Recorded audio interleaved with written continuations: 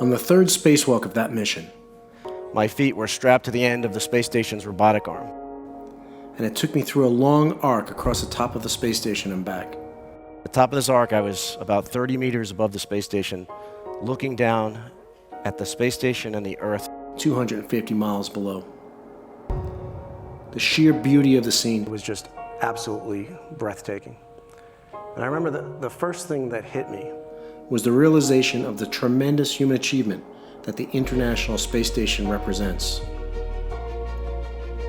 It's arguably the most complicated, complex structure ever built. It was built in space by 15 nations. As we all know, some of these nations weren't always the best of friends, but somehow we found a way to set aside our differences and work together on this project. And I thought to myself as I hovered above the space station, if nations can join together and build an enormous, incredibly capable research facility in orbit, we can, by working together, solve the problems that we all face. Nothing is impossible.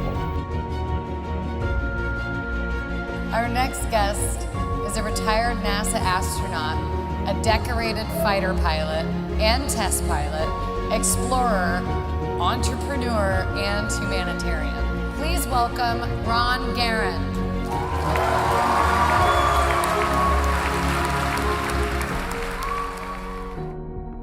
We could look down and from our orbital perspective and realize that each and every one of us is riding through the universe on this spaceship that we call Earth, that we're all in this together, that we're all interconnected, and that we're all family.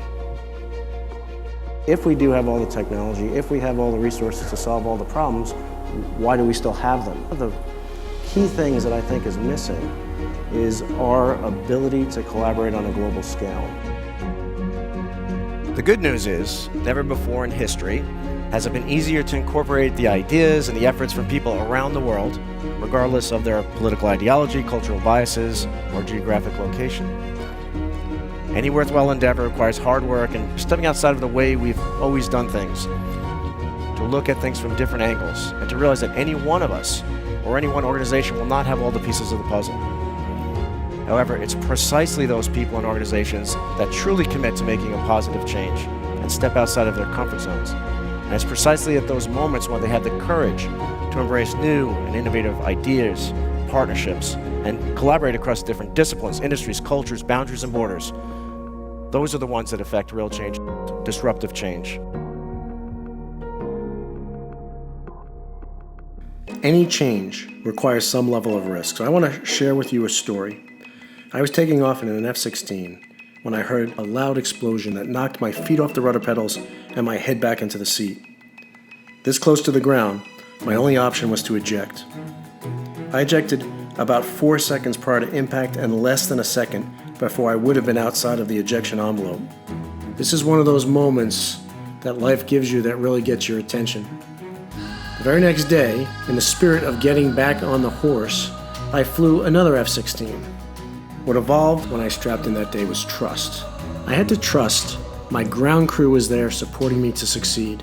The technology was there to keep me safe, and the benefit of our greater mission was worth the risk. This new outlook brought me through many dangerous parts of my life, from flying in combat during the first Gulf War, to an instructor at the Air Force's Top Gun school, to being a test pilot, to 2 space missions and 4 spacewalks. Before I committed to enter any of these challenging situations, I first asked, can I trust my team and technology are going to be there to help me make it through, and is our bigger mission worth the risk? With all of these principles in place, we can propel real solutions that can scale to solve massive challenges and help lead us to a visionary future.